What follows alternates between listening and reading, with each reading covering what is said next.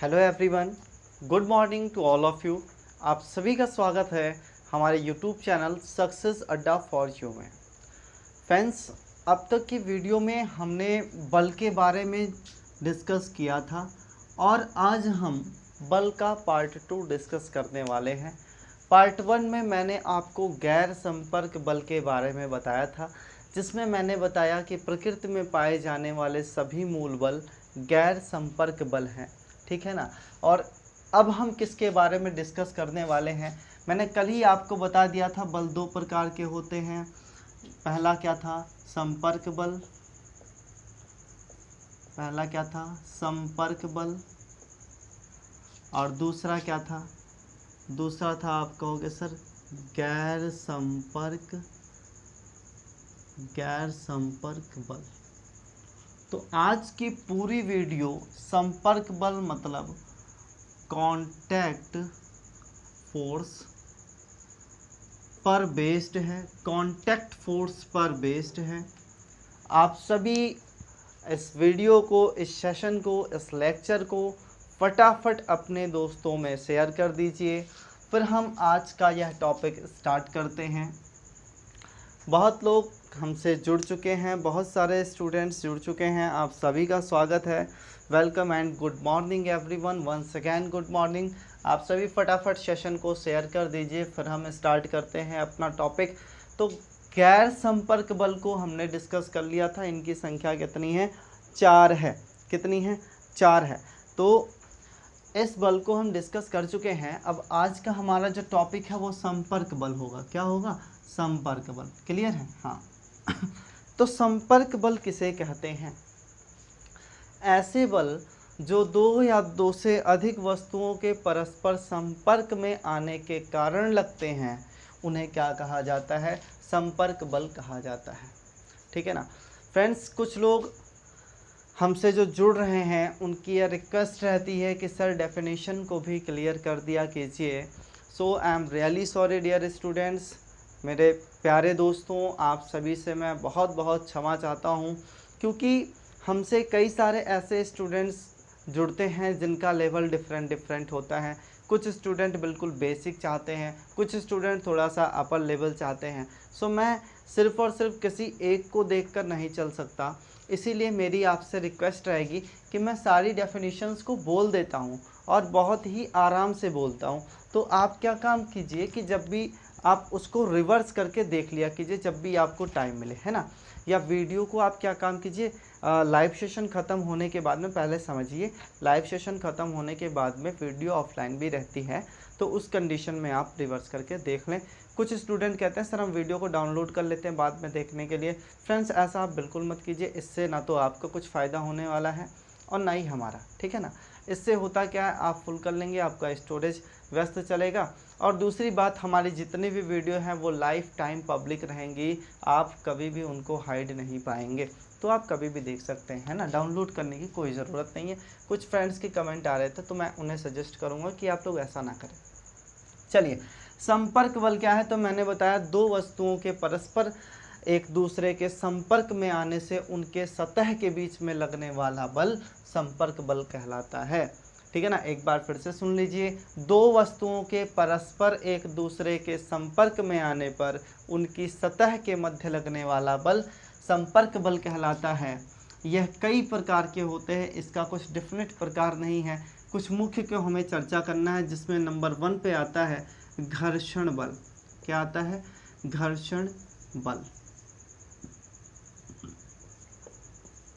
घर्षण बल, ठीक है। आप सभी के कमेंट मुझे मिले थे कि सर थोड़ा बड़ा लिखा कीजिए। सो आज की वीडियो में मैं कोशिश करूँगा थोड़ा सा सुधार करने की। और देखिए, घर्षण बल, चलिए, इसी को क्या कहा जाता है? Frictional force. क्या कहा जाता है? फ्रिक्शनल फोर्स कहा जाता है घर्षण बल। घर्षण बल भी दो प्रकार के होते हैं, ठीक है ना। कितने प्रकार के? दो। एक होता है स्थैतिक घर्षण बल। स्थैतिक घर्षण बल। और दूसरा होता है गतिक घर्षण बल। ठीक, स्थैतिक घर्षण बल को हम स्टैटिक फ्रिक्शनल फोर्स कहते हैं। ठीक है, और गतिक घर्षण बल को डायनामिक फ्रिक्शनल फोर्स कहते हैं। ठीक है ना, तो ये हुआ आपका स्टैटिक फ्रिक्शनल फोर्स और ये हुआ डायनामिक फ्रिक्शनल फोर्स। स्थैतिक घर्षण बल क्या है, यह कब कार्य करता है, तो जब कोई वस्तु स्थिर अवस्था में होती है, रुकी हुई स्टेज में होती है, तो वस्तु और जिस तल पर वह स्थित है उसके मध्य जो बल कार्य करता है उसे क्या कहते हैं, स्थैतिक घर्षण बल कहते हैं। ठीक है ना, देखिए आप सभी अपने भाषा में अगर नोट्स बनाते हैं तो बहुत ही अच्छा रहेगा, क्योंकि किताबी भाषा ना तो आप पढ़ पाएंगे, ना तो रट पाएंगे, ना ही समझ पाएंगे कायदे से। ठीक है, हाँ, तो स्थैतिक घर्षण बल क्या है कि जब कोई वस्तु स्थिर अवस्था में होगी तो वस्तु और सतह के तल के मध्य जो बल कार्य करेगा, है ना, जैसे ये वस्तु है, ये तल है, तो इसके और इसके बीच में, मतलब इन दोनों के बीच में जो बल कार्य करेगा उसको क्या कहेंगे हम, स्थैतिक घर्षण बल। ठीक, और फिर गतिक घर्षण बल क्या है, जब कोई वस्तु गतिमान होगी, जब कोई वस्तु गतिमान होगी, अगर कोई वस्तु गतिमान है तो उसका कोई ना कोई तल होगा भैया, है ना, जिस तल से वो गतिमान होगी और किसी ना किसी तल पर गतिमान होगी। ठीक है ना, तो जब वस्तु गतिमान होती है तो वस्तु के तल और जिस तल पर वह गतिमान है उसके मध्य जो बल कार्य करता है उसे गतिक घर्षण बल कहते हैं। ठीक है ना, अब देखिए स्थैतिक घर्षण बल में ही एक और प्रकार पाया जाता है, ये स्थैतिक घर्षण बल का ही प्रकार है, इसी से उत्पन्न होता है, इसका नाम है सीमांत घर्षण बल। क्या नाम है, सीमांत घर्षण बल, सीमांत घर्षण बल। ठीक है ना, एग्जाम में पूछा गया क्वेश्चन है, स्थैतिक घर्षण बल के अधिकतम मान को क्या कहते हैं, स्थैतिक घर्षण बल के अधिकतम मान को क्या कहते हैं, तो इसका सही आंसर होगा सीमांत घर्षण बल। ठीक है ना, अब चाहे इसी को आप परिभाषा समझ लीजिए, चाहे क्वेश्चन समझ लीजिए, ये कहा जाता है स्थैतिक घर्षण बल के अधिकतम मान को क्या कहा जाता है, सीमांत घर्षण बल। समझ लीजिए कोई वस्तु जब स्थिर होती है तो उस पर पहले हम बल लगाते हैं उसको गति कराने के लिए, तो जब वस्तु स्थिर होती है उस पर एक बल आरोपित किया जाता है उसको गति कराने के लिए, और वस्तु गति अवस्था में आए उसके जस्ट पहले, मतलब जैसे ये मार्कर है इसको हम पीछे से धक्का दे रहे हैं मूव करने के लिए, और मूव करने के जस्ट पहले, मतलब गति में आने के तुरंत पहले क्या होता है कि उस पर सीमांत घर्षण बल कार्य करता है, कि इस घर्षण बल के बाद वो कहाँ आ जाएगी, गतिक घर्षण बल में आ जाएगी, स्थैतिक नहीं रह जाएगी। ठीक है ना, तो वह स्थैतिक घर्षण बल का ही मैक्सिमम मान होता है। घर्षण का काम क्या है, घर्षण है क्या, है ना, तो घर्षण भैया रगड़ से बना है, घर्षण रगड़ से बना है। घर जैसे हम कहते हैं घर्षण, तो आप कहोगे घर, रगड़ आ रही है ना, जुबान में ही रगड़ आ जा रही है, इसका मतलब घर्षण क्या है, रगड़। और रगड़ना मतलब, रगड़ा मतलब क्या होता है, एक दूसरे का विरोध करना, है ना, तो घर्षण बल क्या करता है, एक दूसरे की गति का विरोध करता है। जैसे अगर सड़क पे कोई कार खड़ी है तो जो बल उन दोनों की सतह के मध्य काम करेगा वो क्या करता है, वो एक दूसरे की गति का विरोध करते हैं। सड़क कार से बोलती है कि क्या नाम है, हम तुम्हें आगे नहीं जाने देंगे, और कार कहती है सड़क से कि हम तुम्हें आगे नहीं जाने देंगे। लास्ट में होता क्या है, लास्ट में कार हार जाती है। क्यों, क्योंकि सड़क की स्थिति फिक्स है ना, उसकी वैल्यू ज़्यादा है, इसीलिए क्या होता है, कार फिर मूव कर जाती है। ठीक, तो ये होता है घर्षण। ठीक है ना, अब वो विरोध करना मतलब स्थैतिक घर्षण बल क्या काम करता है, गति का सदैव विरोध करता है, ये गति करने ही नहीं देता, है ना, तो इसका वह मैक्सिमम मान कि जिसके बाद व्यक्ति गति अवस्था में आ जाए उसे क्या कहते हैं, सीमांत घर्षण बल कहते हैं। इसीलिए एग्जाम में क्वेश्चन पूछा जाता है स्थैतिक घर्षण बल के अधिकतम मान को क्या कहा जाता है? स्थैतिक घर्षण बल के अधिकतम मान को सीमांत घर्षण बल कहते हैं। बोलो भाई समझ में आ रहा है? सेशन आपको कैसा लग रहा है आप कमेंट करके जरूर बताया कीजिए। चलिए अगला क्वेश्चन डिस्कस करते हैं, गतिक घर्षण बल। अगला क्या है? गतिक घर्षण बल। ठीक है ना, तो इसमें इतना ही है। ठीक, सीमांत घर्षण बल, स्थैतिक घर्षण बल कब लगेगा? जब वस्तुएं स्थिर होंगी। चलिए इसको इरेज करते हैं। अब आते हैं गतिक घर्षण बल पर। ठीक है, तो गतिक घर्षण बल भी दो प्रकार के होते हैं। गतिक घर्षण बल भी दो प्रकार के होते हैं। इन दोनों का टाइप में इस साइड लगता हूँ। ठीक है, पहला होता है लॉटनी घर्षण बल। कौन सा होता है? लॉटनी घर्षण बल। इसी को कहते हैं हम rolling frictional force. Rolling frictional force. ठीक है ना, इसे क्या कहते हैं? रोलिंग फ्रिक्शनल फोर्स, लॉटनी घर्षण बल। ठीक, ये कब कार्य करता है? जब कोई वस्तु किसी दूसरी एक सतह पर लुढ़काई जाए, इस तरीके से जैसे हम मार्कर को लुढ़का रहे हैं। ठीक है ना, किसी जैसा सिलेंडर को हम लेकर जाते हैं, जब सीधा उठा के नहीं चल पाते तो उसको लिटा देते हैं, फिर पैर से धक्का मारते हैं तो वो लुढ़कता हुआ जाता है ना।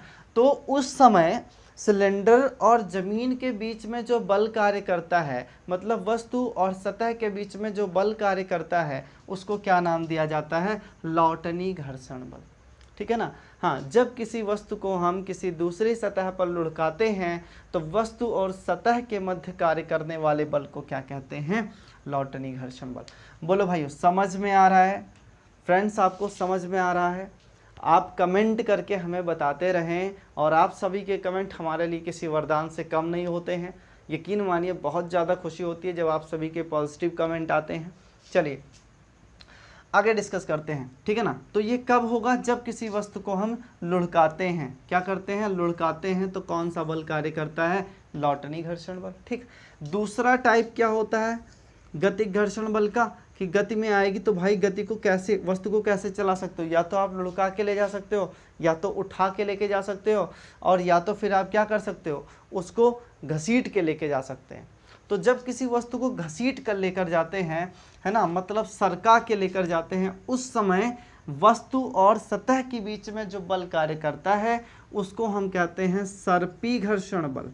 क्या नाम देते हैं? सर्पी घर्षण बल। ठीक है, क्या नाम देते हैं? सर्पी घर्षण बल। ये भाई इधर है, आप इसको यहाँ ना समझे, है ना। हाँ, मैं इस बात का प्रॉपर ध्यान देता हूँ। जैसे ये सारी चीज़ें तो ये यहाँ मानिए आप, ठीक है, यहाँ लगी हुई है। नहीं कभी आप सोचे कि नहीं तो सर ही गलत पढ़ा रहे हैं, बड़ी नाइंसाफ़ी है ना, हमें खुद ही हिंदी लिखनी नहीं आती। ऐसी कभी कभी विचारधाराएँ आ जाती हैं। तो आप लोग ऐसे बिल्कुल मत सोचिए, जल्दबाजी में कभी कभी होता है आगे पीछे, ये नेचर होता है व्यक्ति का मिस्टेक करना। लेकिन ये मेरी मिस्टेक नहीं है, बस लिखने का तरीका थोड़ा आगे पीछे हो गया। ठीक है ना। चलो, तो सर्पी घर्षण बल। क्या? सर्पी घर्षण बल क्या होता है? सर्पी घर्षण बल जब किसी वस्तु को हम सरकाते हैं। जैसे एक बार क्या हुआ, मैं बचपन में ना एक टायर पकड़ के खींच के लेकर जा रहा था। ठीक है, स्कूल की छुट्टी नहीं थी, मैंने घर पे बताया कि छुट्टी है और टायर खींच रहा था पकड़ के। ठीक, पीछे से पापा आए तो धुनने लग गए, बहुत कुटाई हुई। तब से हम टायर का घसीटना नहीं भूलते हैं। ठीक है, तो सर्पी घर्षण बल जो है कैसे होता है? जब किसी वस्तु को हम पकड़ के खींचते हैं या सरकाते हैं, मान लीजिए मार्कर है, इसको अगर हम ऐसे सरकाएं तो मार्कर और बोर्ड के बीच में जो बल कार्य करेगा उसे क्या नाम देंगे? सर्पी घर्षण बल नाम देंगे। क्या नाम देंगे? सर्पी घर्षण बल। ठीक है ना, इसी को हम कहते हैं स्लाइडिंग फ्रिक्शनल फोर्स। क्या कहा जाता है? स्लाइडिंग फ्रिक्शनल फोर्स या स्लाइड फ्रिक्शनल फोर्स भी इसको कहते हैं। ठीक है ना। चलिए समझ में आ गया। गतिक घर्षण बल के कितने अंग होते हैं? तो आप कहोगे दो, लॉटनी और सर्पी। अगर कोई वस्तु गति में है तो या तो लुढ़केगी और या फिर सरकेगी। ठीक है ना। हाँ, या फिर उसको उठा के लेकर जाएंगे तो हमारे रिस्पेक्ट में तो वो स्थिर हुई, गतिमान नहीं होगी। ठीक, चलिए समझ में आ गया। स्क्रीनशॉट ले लीजिए फटाफट, इरेज करते हैं इसको। चलिए मिटाए। चलिए आप लोग वीडियो को एक बार शेयर कर दीजिए, फिर मैं आपको बहुत ही अच्छी बात बताने वाला हूँ, एक बहुत ही अच्छा क्वेश्चन करवाने वाला हूँ घर्षण से, जो एग्ज़ाम में बार बार पूछा जाता है। ठीक है, घर्षण बल से ही एक बहुत ही अच्छा क्वेश्चन मैं करवाने वाला हूँ जो एग्ज़ाम में बार बार पूछा जाता है। ठीक है, एग्ज़ाम में क्वेश्चन आता है, बताइए किस घर्षण बल का मान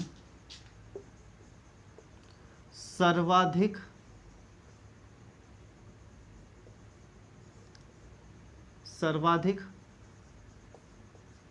होता है। ठीक है, क्वेश्चन आता है, बताइए किस घर्षण बल का मान सर्वाधिक होता है, सबसे ज़्यादा किस घर्षण बल का मान होता है। ठीक है ना।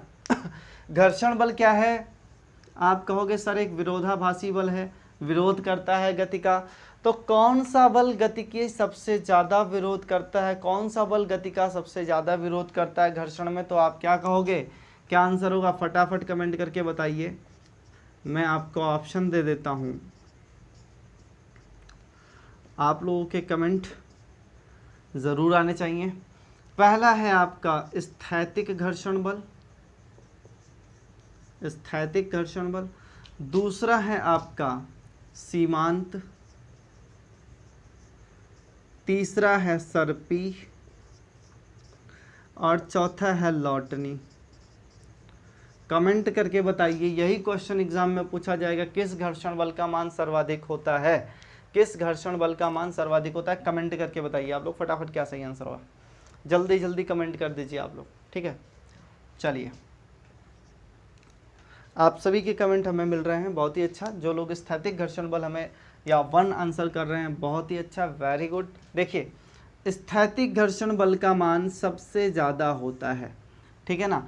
सबसे कम किसका मान होता है, सबसे ज़्यादा स्थैतिक घर्षण बल का, और सबसे कम किसका होता है, तो आप कहोगे कि सबसे कम मान लॉटनी घर्षण बल का होता है। किसका, लॉटनी घर्षण बल का। अब चलिए और इसको मैं मिटाता हूँ, स्क्रीनशॉट ले लो आप। चलिए सबसे ज़्यादा मान किसका होता है, स्थैतिक घर्षण बल का। स्थैतिक के बाद नंबर 2 पर आता है आपका सर्पी घर्षण बल। स्थैतिक घर्षण के बाद दूसरे नंबर पे क्या आता है, सर्पी घर्षण बल। और फिर नंबर 3 पे या कहोगे सबसे कम घर्षण जिसका होता है वो कौन सा होता है, तो लॉटनी होता है। क्या होता है, लॉटनी घर्षण बल। ठीक है ना, सबसे ज़्यादा स्थैतिक, फिर सर्फी, और लास्ट में क्या होता है, लॉटनी। ठीक, तो ये है घर्षण बल के प्रारूप की किस तरीके से कौन सा बल होता है। सबसे कम कौन सा लगता है, लॉटनी घर्षण बल, उससे ज़्यादा सर्पी और सबसे ज़्यादा स्थैतिक, या सबसे ज़्यादा स्थैतिक उससे कम सर्पी और सबसे कम लॉटनी। ठीक है ना, स्क्रीनशॉट ले लीजिए इसका भी आप लोग।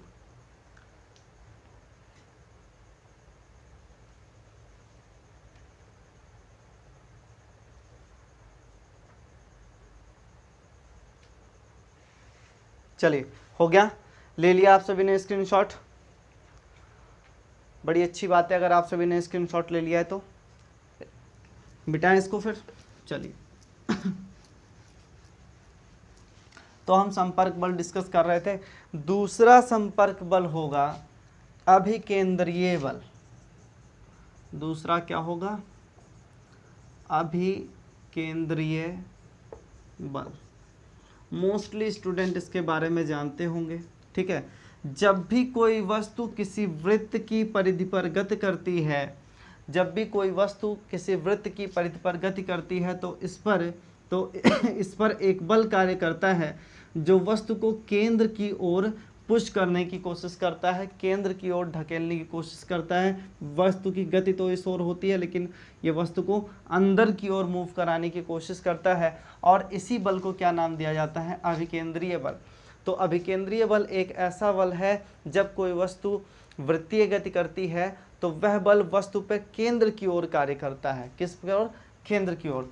पूछा जाएगा अभिकेंद्रीय बल की दिशा क्या होती है, अभिकेंद्रीय बल की दिशा क्या होती है, तो आप क्या कहेंगे, केंद्र की ओर, केंद्र की ओर। ठीक है ना, इसका उदाहरण पूछता है, अब केंद्रीय बल का उदाहरण पूछता है तो साइकिल सवार कह सकते हैं आप, साइकिल सवार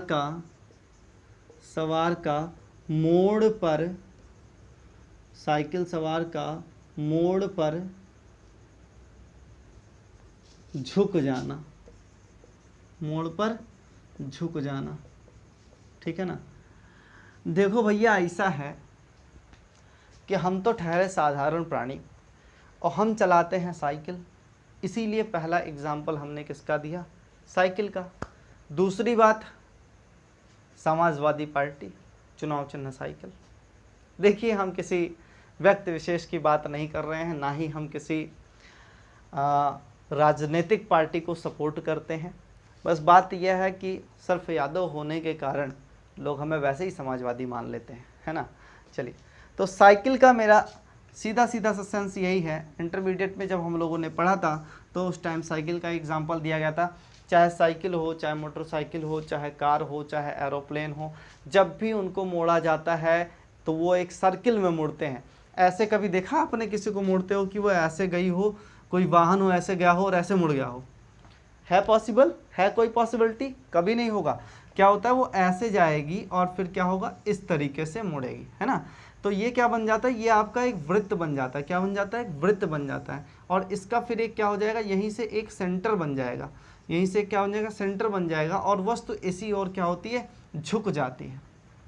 अगर आप इस डायरेक्शन में मोड़ रहे हैं तो क्या होगा, वस्तु इस ओर झुक जाएगी, और अगर इस डायरेक्शन में मोड़ रहे हैं तो वस्तु इस ओर झुक जाएगी। यह किस बल के कारण झुकती है, तो आप कहोगे अभिकेंद्रीय बल की ओर झुकती है। क्लियर है? बोलिए फ्रेंड्स, क्लियर है? समझ में आ रहा है? हाँ। चलिए, तो अभिकेंद्रीय बल का एक एग्जाम्पल मैंने लिया, साइकिल सवार हो या चाहे मोटरसाइकिल सवार हो, कोई भी वाहन हो, उसको जब हम मोड़ेंगे तो वो सेंटर की ओर थोड़ा सा झुक जाता है। और यही रीज़न है कि कभी कभी क्या होती है, गाड़ियाँ पलट जाती हैं। गाड़ियाँ क्या होती हैं, पलट जाती हैं। जब कोई तेज़ी से आ रहा होता है और जब सेंटर की तरफ मोड़ने की कोशिश करता है तो अंदर आवश्यक अभिकेंद्रीय बल ना मिल पाने के कारण क्या होता है, अंदर की जो पहिए होते हैं वो उठ जाते हैं, ठीक है ना। पूछा जाएगा आपसे एग्जाम में, ये भी बहुत ही इंपॉर्टेंट क्वेश्चन है, पूछा जाता है कि एक कार है, एक क्या है, कार है। चलो हम कार बनाते हैं, ये इसके पहिए हो गए चारों, ठीक है। कार जैसा लग नहीं रहा है, आप मान लीजिए कि ये कार है, ठीक है। ये इसके चारों अंदर होते हैं भाई, ये बस दिख रहा है, ये चारों पहिए हैं। अब इसको अगर मोड़ा जाएगा, इसको अगर टर्न किया जाएगा तो ये आपका कौन सा होगा, राइट होगा, और ये आपका कौन सा होगा, लेफ्ट होगा। तो जब मोड़ेंगे, आवश्यक अभिकेंद्रीय बल अगर नहीं मिल पाया तो आप हमें कमेंट करके बताइए कि आप हमें कमेंट करके बताइए, अगर आवश्यक अभिकेंद्रीय बल नहीं मिल पाया तो इसके कौन से पहिए उठ जाएंगे। पूछा जाता है भाई, एग्जाम में पूछा गया क्वेश्चन, आरआरबी एनटीपीसी के लिए मोस्ट इंपॉर्टेंट क्वेश्चन है ना, कि अगर कोई कार जा रही है और वो राइट साइड टर्न लेती है और आवश्यक अभिकेंद्रीय बल नहीं मिल पाता है स्पीड तेज होने के कारण, तो उसके पहिए किस ओर झुकेंगे। तो उसके जो चारों पहिए हैं इनमें से कौन सा पहिया उठ जाएगा, है ना। पूछेगा कि कौन सा पहिया उठ जाएगा, राइट वाला उठेगा या लेफ्ट वाला उठेगा। जल्दी कमेंट करके बताओ आप लोग, बहुत ही मज़ा आने वाला है आज की वीडियो में, है ना। चलिए, तो मैं आपको बता दूं कि वस्तु की क्या टेंडेंसी होती है, अंदर की ओर झुके रहने की। तो जब वस्तु ऐसे जा रही होगी कार, तो वो अंदर की ओर झुकने का प्रयास करेगी, लेकिन क्योंकि अभिकेंद्रीय बल ज़्यादा नहीं मिल पाएगा इसलिए वो झुक नहीं पाएगी, क्या होगी, ऐसे उठ जाएगा। तो जिस साइड वो टर्न करेगी उसी साइड का पहिया उठेगा। जैसे अगर वो राइट मुड़ रही है तो राइट वाला पहिया उठ जाएगा, और अगर वो लेफ्ट मुड़ रही है तो क्या होगा, लेफ्ट वाला पहिया उठ जाएगा। समझ में आ रहा है? चीज़ों को आप काल्पनिक तरीके से सोचिए, बहुत मज़ा आएगा फिजिक्स पढ़ने में। चलिए, क्लियर हुआ ये? चलिए मिटाते हैं इसको। हाँ,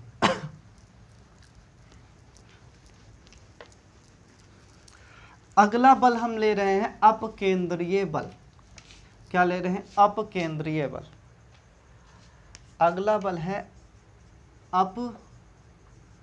अपकेंद्रीय बल। ठीक है दोस्तों, अपकेंद्रीय बल, इसी को कहा जाता है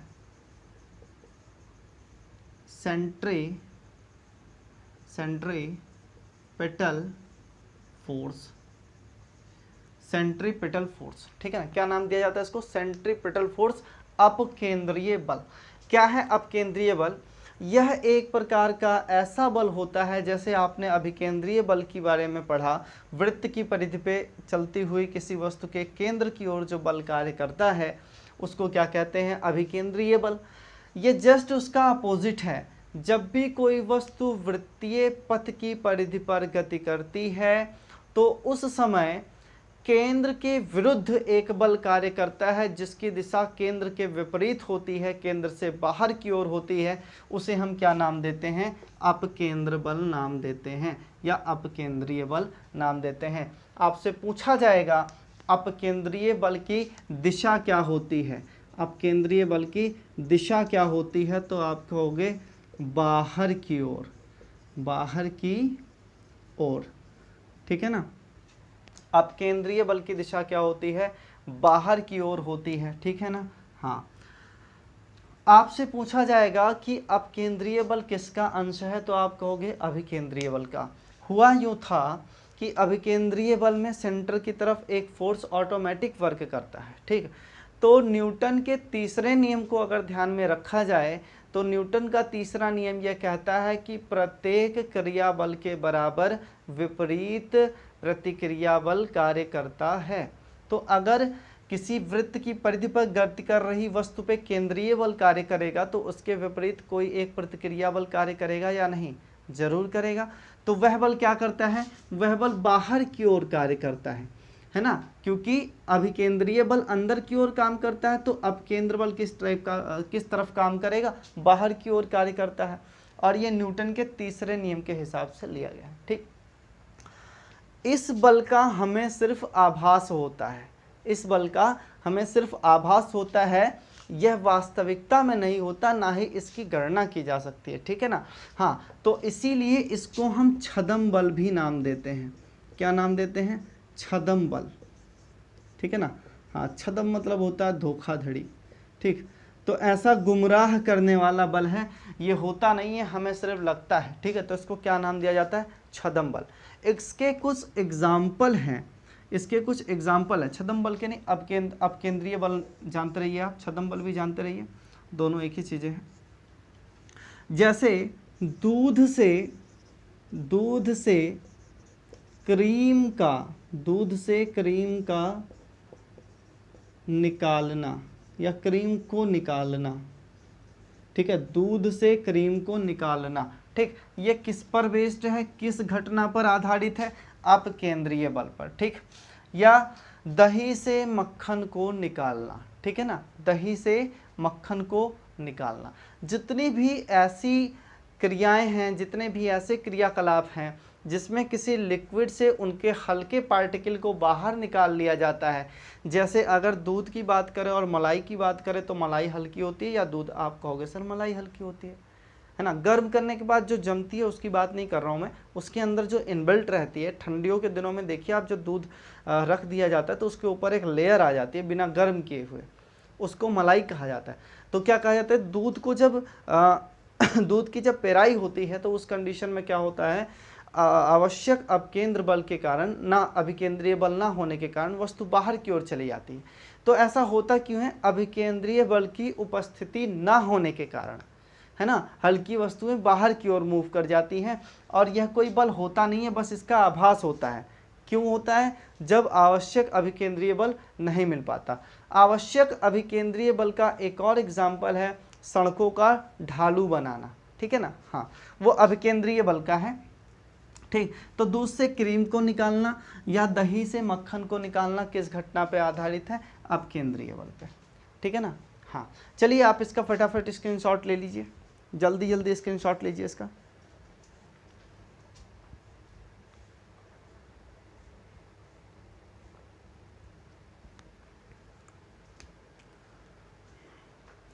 चलिए, उम्मीद है आप सभी ने स्क्रीनशॉट ले लिया होगा। सो इसको हम फटाफट अब क्या करते हैं? इरेज करते हैं।